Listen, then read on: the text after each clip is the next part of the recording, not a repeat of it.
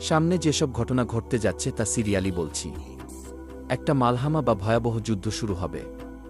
এই যুদ্ধের শুরুতে অসংখ্য মুসলিম হত্যা করা হবে। এই অবস্থায় হঠাৎ একদিন ইমাম মাহাদির আত্মপ্রকাশ হবে মদিনায়। কালো পতাকাধারী একদল মুজাহিদ ইমাম মাহাদির সাথে যোগ দিবেন। তারপর মুসলিমদের যুদ্ধে বিজয় হবে এবং খেলাফত প্রতিষ্ঠা হবে।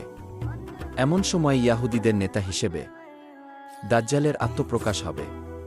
যখন দাজ্জাল ইয়াহুদীদের নিয়ে ইমাম মাহাদি এবং মুসলিমদের ঘিরে ধরবে, তখন ঈসা আলাইহিসসালাম এর আগমন হবে। তিনি দাজ্জালকে হত্যা করবেন এবং ওই দিন গাছ পর্যন্ত কথা বলবে যে, হে মুসলিম, আমার পিছনে একজন ইয়াহুদী লুকানো, তাকে হত্যা কর। এভাবে দাজ্জাল এবং ইহুদি জাতির সমাপ্তি হবে। মুসলিমরা আবার তাদের প্রথম কেবলা মসজিদুল আকসা ফেরত পাবে।